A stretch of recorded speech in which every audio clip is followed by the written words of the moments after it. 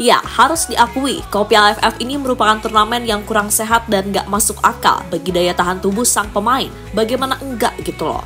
Pemain seolah nggak bisa istirahat dengan tenang dengan jadwal pertandingan yang boleh dikatakan masih sangat semrawut.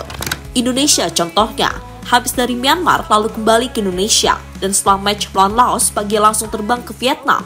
Bayangin, kalau jadi pemain Indonesia pasti capek lah bro, riwa-riwi sana kemari tanpa dikasih space untuk istirahat. Sesuatu hal yang lumrah kalau banyak yang bilang kalau Piala AFF ini adalah turnamen tarkam, dan tak terkecuali Sinteyong yang memang malu-malu untuk mengakuinya. Dan melihat situasi yang ada, ini adalah saatnya yang tepat bagi FIFA untuk ambil alih Piala AFF, sekaligus menjadikan Piala AFF sebagai kalender FIFA. Dan mungkin gak ada alasan lagi bagi tim-tim ASEAN untuk tak menurunkan skuad terbaiknya, termasuk timnas Indonesia. Jadi AFF akan menjadi semakin seru dan tentunya sangat menarik untuk dinantikan.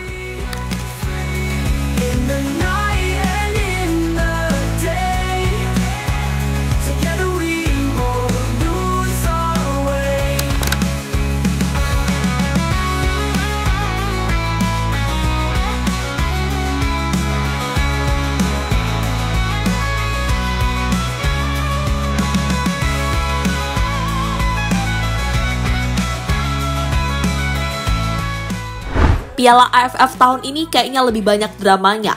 Ya, turnamen yang sebelumnya dianggap sebagai turnamen luar biasa, khususnya oleh publik tanah air, kini tak ubahnya dianggap sebagai ajang tarkam berlabel kungfu. Hal itu bisa kita lihat sendiri dalam 2 match yang telah dimainkan oleh timnas Indonesia di AFF tahun ini. Dan di laga Indonesia versus Laos, kembali lagi banyak tackle-tackle serta aksi bahaya yang dilakukan pemain Laos tapi luput dari pengamatan wasit. Memang ada juga momen pemain Indonesia melakukan tackle keras seperti apa yang dilakukan Marcelino, tapi yang dilakukan pemain Laos, walah, ngeri-ngeri gimana gitu. Termasuk dengan apa yang dialami oleh Rafael Struijk serta Muhammad Ferrari di laga kali ini. Ya, jika Rafa nyaris kena cedera fatal akibat tackle dari belakang pemain Laos, maka Ferrari mengalami kejadian 11-12 dengan apa yang dialami Marcelino. Intinya, terlalu banyak hal barbar di Piala AFF, yang mana itu masih menjadi kebiasaan yang tak berubah dari zaman ke zaman.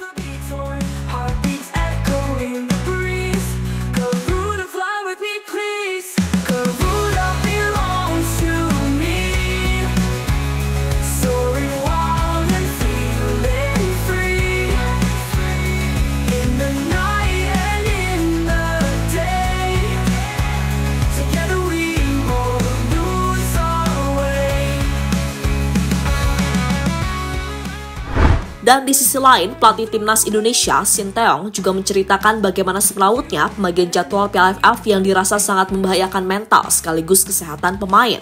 Sinteyong menceritakan usai timnas Indonesia menang atas Myanmar, perjalanan skuad Garuda memakan waktu sekitar 16 jam dari Myanmar ke Jakarta dan ke Solo. Setelah menghadapi Laos, timnas Indonesia juga tidak bisa berleha-leha. Pasalnya, skuad Garuda masih terbang ke Vietnam pada Jumat dan bermain pada hari Minggu. Setidaknya ada 4 hari jeda, karena 1 hari itu hanya pemulihan saja. Setelah pertandingan melawan Myanmar selesai, kita transit ke Jakarta, sampai di Solo 16 jam di perjalanan.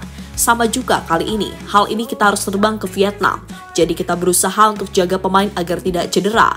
Mohon dari PFF juga harus memikirkan jeda pemain. Harus memikirkan agar para pemain bisa memberikan performa terbaik kepada para penonton, kata Sinteyong. Dan melihat kondisi tersebut, Sinteyong meminta perhatian lebih dari Federasi Sepak Bola Asia Tenggara terkait jadwal pertandingan di PFF 2024. Pelatih berusia 54 tahun ini berharap AFF memberikan jeda yang lebih lama antar pertandingan agar tim bisa tampil lebih baik. Saya ingin memohon kepada AFF, mereka juga harus memikirkan jeda antar pertandingan. Mereka harus memikirkan agar tim bisa memberikan performa terbaik kepada fans sepak bola yang menonton PFF 2024 ini. Sangat disayangkan, saya merasa salah dan meminta maaf kepada para fans sepak bola Indonesia yang sudah datang ke stadion, tetapi kami tidak bisa memberikan kemenangan, kata pelatih asal Korea Selatan itu.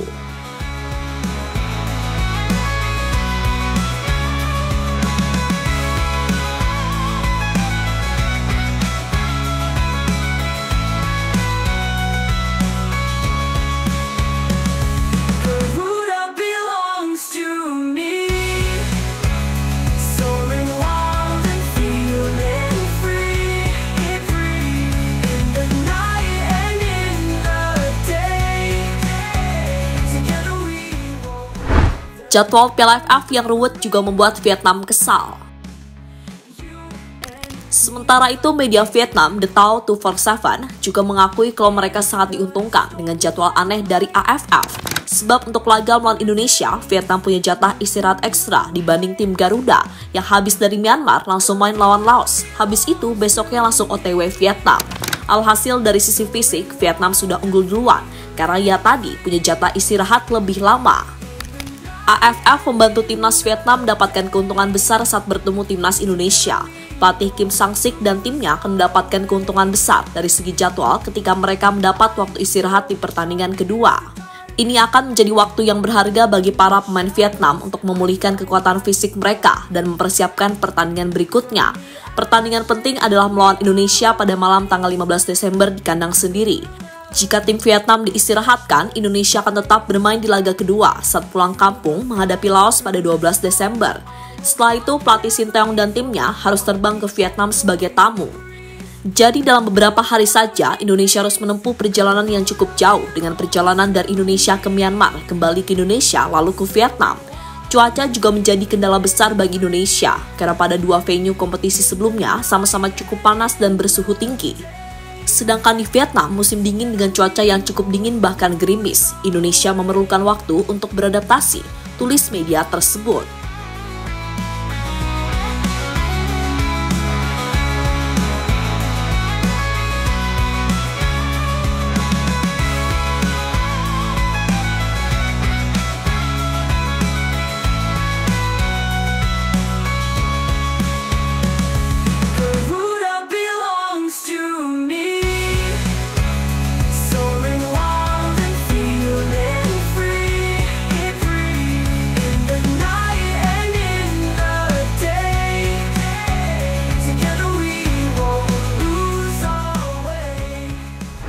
Malaysia terancam krisis pemain. Hal serupa juga dialami oleh timnas Malaysia di Piala AFF tahun ini. Jadwal Piala AFF yang bertabrakan dengan Liga membuat mereka terancam kehilangan sejumlah pemain intinya.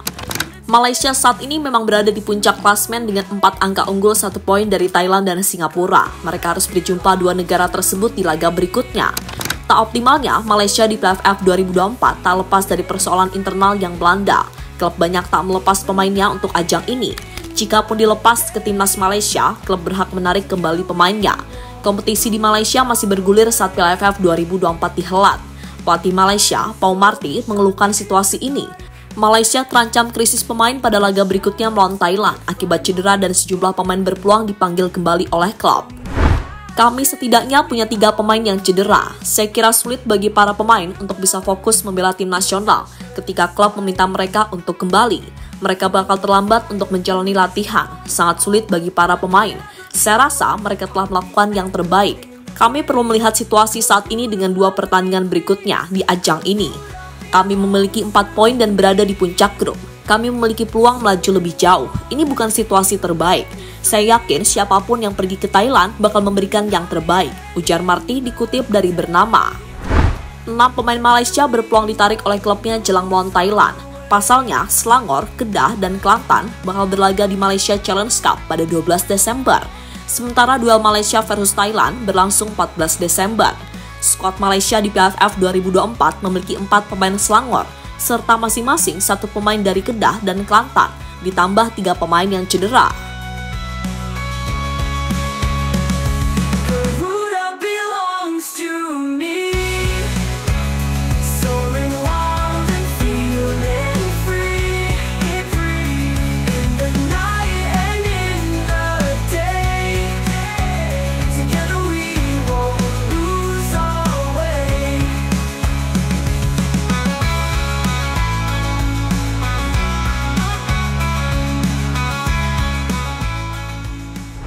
Sudah saatnya FIFA ambil alih Piala AFF.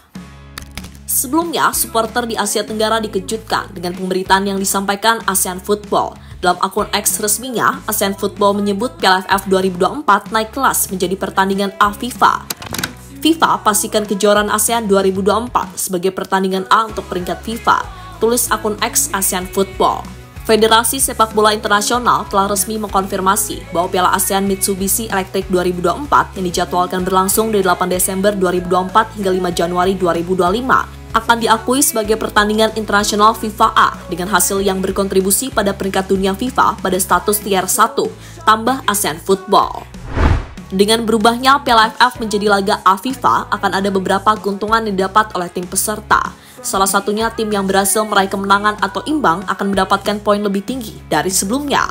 Selain itu, klub yang pemainnya dipanggil oleh tim nasional wajib melepaskannya karena masuk kalender FIFA. Akan tetapi ada beberapa persyaratan yang harus dipenuhi jika sebuah pertandingan ingin mendapat label A dari FIFA. Kedua tim harus menampilkan pemain senior, bukan kelompok umur. Berikutnya, laga ke laga harus ada jeda minimal 48 jam. Jadi nggak akan ada lagi yang mengeluhkan para pemain kelelahan karena jadwal yang semerawut. Turnamen menjadi lebih fair dan sehat, nggak seperti Piala AFF yang penuh akan kontroversi hingga permainan kasar yang cukup bahaya bagi pemain itu sendiri.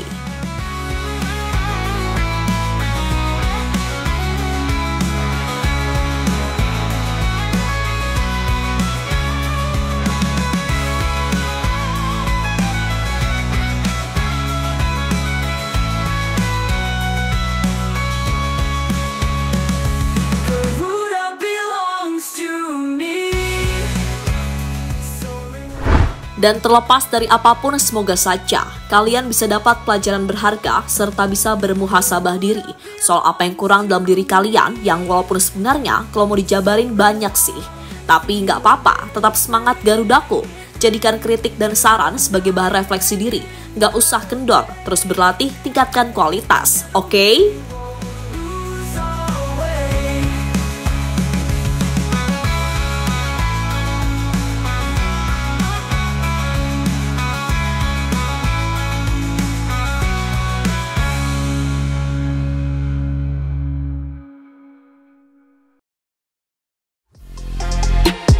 Halo, izin iklan sebentar ya guys. Jadikan ruangmu bernuansa Timnas. Temukan beragam poster dinding, sepak bola dan Timnas dengan desain menawan, kualitas premium dan harga yang tidak akan menguras kantong. Segera klik link Shopee di deskripsi video ini dan dukung Timnas dengan sepenuh hati. Mulai dari dinding rumahmu.